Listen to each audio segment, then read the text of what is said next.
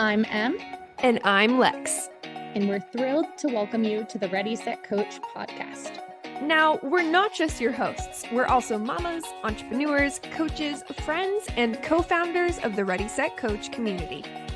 What began as a pandemic side hustle has blossomed into a vibrant online community crafted by coaches for coaches. So when we're not immersed in our coaching community on Circle, we're busy managing our other businesses, navigating the ups and downs of life, and of course, recording this podcast. This is where we dive deep into epic conversations about life, business, coaching, and everything in between. So are you ready, Lex? I'm set, Em. Let's coach. Hi, welcome back to the Ready, Set, Coach podcast. I am so excited to have a new co-host today. We ditched Lexi and we have brought in Christie Vella. She is a phenomenal coach supporting women in so many things of her life. But before I butcher it, why don't you actually tell me, Christie, what is it that you do to support women? Absolutely. It's so great to be here. I am a feminine empowerment coach. My focus is high achieving women who are really just looking for something more in their lives, really supporting women around their journey to kind of whatever resonates more deeply with them is really what I'm focused on. And I think that's we were talking before we recorded, and I also think it's so cool the work that you do is like also helping women through different transitions of life, whether it's their career or a divorce or a spiritual exploration. We have so many phases in life in which we need support, and yet our society is we're like America. I'm sorry, we're going to go down like so many different rabbit holes today, but I feel like our country, we're so autonomous, which is great, but like we're probably also one of the only countries that really like sees asking for help a weakness. Yeah. And I think there's so many life moments in which we need to throw up that flag and be like, can someone help me figure this out, because I can't do it myself anymore. Yeah. And it doesn't have to be traumatic, right? And it doesn't have to be looked down upon, right? Like we, especially as females, we support each other in community. Like the feminine is definitely far more inclined to look for community and support and collaborate rather than doing it all on our own. We're taught to live in this. And where I came from with my story is I was like fully in my masculine. I was achieving, I was doing all the things. I had all the masks on. I was the perfect daughter, the perfect wife, the perfect mother. And I was dying inside, and I didn't have a community around me to hold me and say, hey, you don't have to be perfect. P.S. Nobody's perfect. So this lie of perfection is they suck if they are. Yeah, exactly. And we can fail and we can learn, right? Like the only way we learn is through failure, right? So, it's like you go out and you try something, and if it doesn't work, you pivot. And having this collaborative support, coaching, whatever it is around you to really support you in your journey is powerful. Like there's power in that. It's not a failure. It's a strength to be able to know that you need it. And I wish we had been given that permission throughout our lives a bit more. Like you might have needed a tutor growing up, or like you needed some support. Well, figuring out the SATs or colleges, but then I kind of feel like the support is taken away. And maybe that's different with this generation. And I'm just thinking back of like when we were in college or when we, were entering the workforce, they're not like, here's a mentor to help you navigate being managed by a micromanager. No one gave me that. Yeah. And it's funny because in sports, right, they all have coaches and they have trainers, and you have all these tools around you. And yet as students, same when I was growing up, if I had to have a tutor, I would have been like, oh my gosh, I can't do this on my own. Yeah. It's and getting a coach through an executive career, getting a coach to be a better mom and be a better partner, like therapy, right? Like having a therapist is one of the most profound things I've ever done in my life. It is powerful to be able to go deep into your feelings and really understand what you are and what you want and what you need. That's where you start to like lean into your bliss, your joy, your pleasure. And these moments are what I think that you should be following. Like these are the breadcrumbs of your life. And this is how you start to live this life fully alive and filled with joy and being able to support others, right? Totally. Rather than repress it, you're able to like reflect on it and be like, why am I that perfect daughter, that perfect wife, that living in the masculine? Yeah. So I'm curious, Christie, what was your moment that you kind of pulled your ripcord and like blew it up? I was married and had 3 kids, and I had a friend who literally turned to me and was like, "What are your dreams? Like, what do you want to be?" And I had no idea. I literally was like, dreams. Like, I remember having dreams when I was in high school. I remember Yeah. having dreams in my early 20s, and I had no idea what my dreams were. My dreams were literally like to get through the day and get to bed, right? Like it wasn't my life. I was living for others around me, which I'm still supportive of all my family and all my loved ones. And now I can also be supportive of myself, and I'm better resourced and in a much better place. I love that friend that asked that question. I'm that friend who asks deep questions. And my sister will always be like, you're the only person who asks deep questions. I was like, that sucks. You need to surround yourself with better people because We need more of those. yeah, you need more of those. You need more of that deep conversation. Yeah. But I'm curious, besides her asking that question, like what was the first step you took in, as you mentioned, getting better resourced?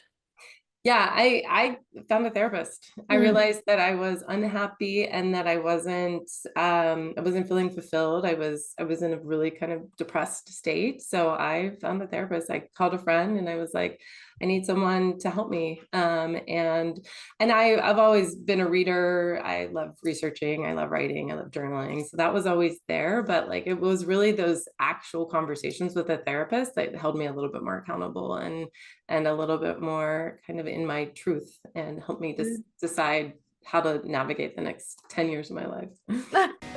Hey everyone, Lex here. And Em. And if you haven't heard, we did something pretty darn cool. We sure did. We launched a completely free community built specifically for coaches. Say it again for the people in the back. We launched a free community for coaches. Tell them quickly who it's for and what we're doing inside, Lex. Sure thing. So it's for anyone from the coaching curious to side hustlers to coaches ready to scale. And through the virtual platform that we've built, we've created a safe and fun space to learn, launch, grow, connect, ideate, collaborate, vent, and evolve together. Nailed it, Lex. Now, while it's free, you must apply in order to gain a free membership. You know, so we can make sure everyone inside is awesome, like us. Apply today at readysetcoachcommunity.com.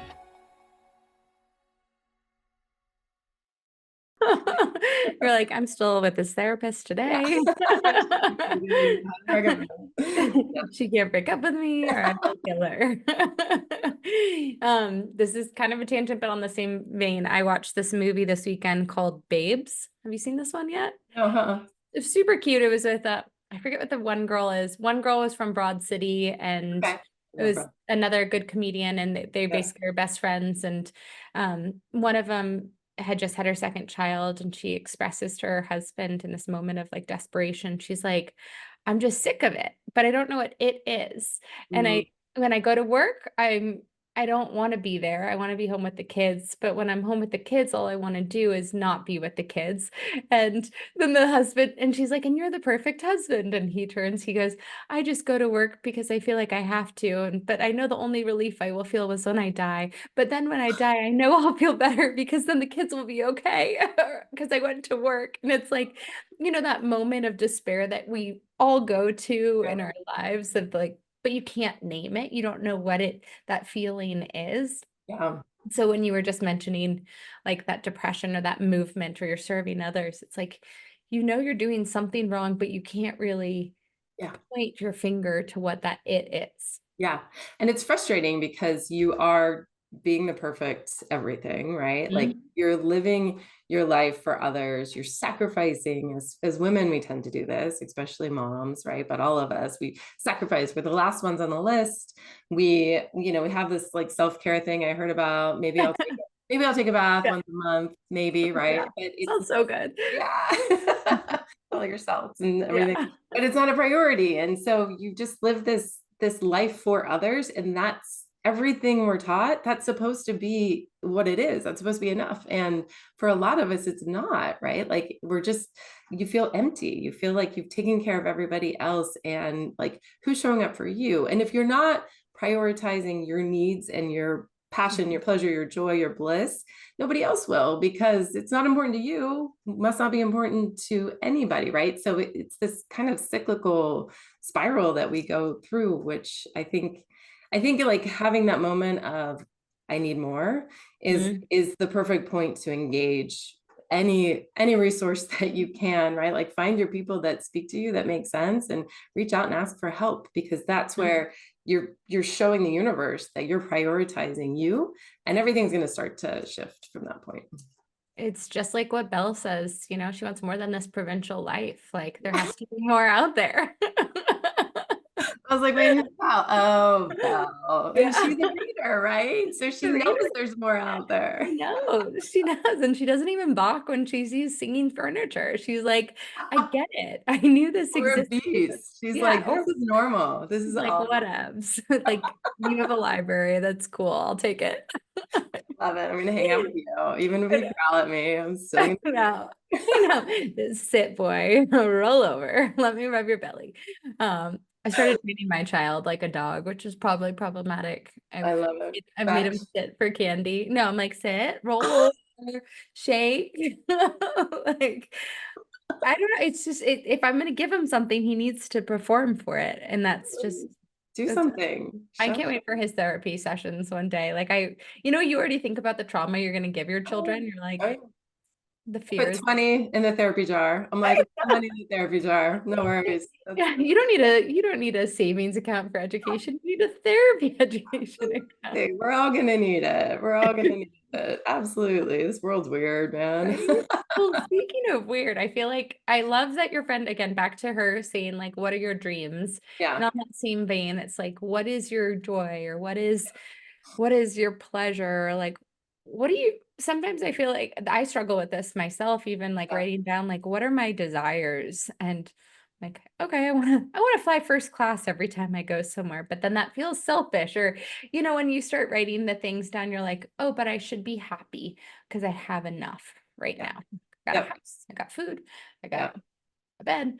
And so I think, especially, I don't know if you're like this, Christie, but you open Instagram and it's like just a doom spiral, and the world's on fire, and there's a hurricane coming, and the election's coming up, and everyone's snipping at each other, and that feeling in your chest can start welling up, and all you want to do is take a nap.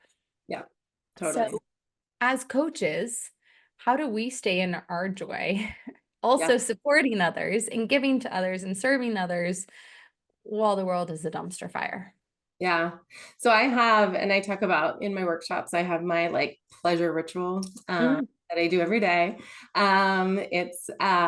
It's where I feel the most me. And so as I move through my day, there's moments that like I'm in service for my children, I'm in service for my job, I'm in service for my clients, right? But I have this pleasure ritual that it's like literally sacred, and I keep it in the morning. I have a little witchy altar, and I light my candles, and I have my crystals, and I do meditation, and I like listen to sound bath, and I just drop in and I journal, right? Like, so it's this time that I take, and my kids walk in and they think I'm like casting spells, and maybe I am. I'm not even, but like you're gonna get an A+ today on your test. Yeah. You're gonna get this, you're gonna get that. But it's like my time. And when I work with my clients, I talk about like dancing, like take 15 minutes and pump the music and dance. Do that thing that makes you feel joyful, right? Because then, and obviously, so like what we see and what we look for is what we create more of, right? So if you're in this state of joy, and if you're in this state of flow, and like aware and tons of compassion and love for the reality of the world, and we can be these little beacons of light that can shine and make others feel better, like in times of darkness and times of challenge. I think creating that space for ourselves, filling our cup, allows us to show up and do more for those around us. I love that one. And I love that you made it such a ritual for journaling too. I just like plop into the guest bed and open the journal. So I like the like playing of the sound bath music and lighting the candles and having the altar. So for those that are brand spanking new to like tapping into their own joy, do you have any advice on how they can remember or find it or rediscover what joy means to them? Yeah, it's that thing that you do when you're doing it that you're like not thinking about the dumpster fire that is the world, right? Like it's that thing that takes you out of time and Yeah. space. Flow. It's maybe for some of us it's running, right? So some of us it's yoga. It might be movement. It might be talking to your person and like going deep on conversations. It might be like just dreaming, manifesting, visioning. Like I want my life to look like this, and like getting into the embodied feeling of it and really expanding that, right? It can be whatever you love, basically, and get clear on it, make it a ritual, make it something more, expand on it, and like commit to it every day, protect it. Okay, so there's going to be homework. We believe in homework at the Ready Set Coach podcast. So this is your permission to deepen into the joy or rediscover what joy means to you and ritualize it a little bit too. Like how can you make it baked into your day so it's not just an off at the end of the day, oh shit, I should have journaled or I should have something. Yeah, Right? it's something you're looking forward to. Like the should, Yeah. take the should out of it. And I cannot wait. It's like that thought of like, God, I can't wait to wake up and meditate, right? Or I can't wait to wake up and dance and then journal about the experience of it and how that felt. Like it's I can't wait to, that thing that you can't wait to do. Christy, the only thing I can't wait to do is take off my bra at the end of the day. Make a ritual around it, right? I'm like, make it slingshot it at my husband, and I'm like, these babies that they need freedom. Like these hurt so much. I gave up underwire during Oh, COVID. me too. And picked it up again. I'm like, I'm Me, good. me too. I'm pregnant, so everything's just getting tighter and tighter right now. And I'm like, cool, cool, cool, cool, cool. Gotta go. The sports bras are a little too tight right now. Oh, let's just say that. But I think that is wonderful. My last question for you too is how can people find out more about you and hanging out in your joyful world? I love it. So I have a website, which is amazing. I'm very excited. It's christiesarah.com. And then I have an Instagram, Christie Sarah, ChristiesAra. 111 is my Instagram account too. So yeah. What's the best way to like plug into your world besides joining your website, following you on Instagram? Are there any events coming up or any like easy ways to get a taste of your work? So I have lots of stuff in progress. I do have a freebie, a Pathway to Pleasure workbook, which helps you create your pleasure rituals. So you're journaling and you're dropping into it, and it's available on my site and through Instagram. If you go to Instagram and DM me pleasure, I will send it over to you so you can connect that way. Ooh, I can't wait to hear what every person's pleasure is. I feel like it's going to be very varied. Absolutely. All the toys are not included. That is the caveat. Gotta buy those on your own. Yeah, it's a good partnership opportunity. I see it there. Well, Christie, thank you so much for sharing your wisdom with other fellow coaches today and being my co-star on today's episode of Ready, Set, Coach, the podcast. Amazing. Thank you so much. You're welcome. See you next time, y'all. Bye. Bye. If you're enjoying the Ready, Set, Coach podcast, please leave a review wherever you are listening. For more information about Ready, Set, Coach, visit readysetcoachprogram.com.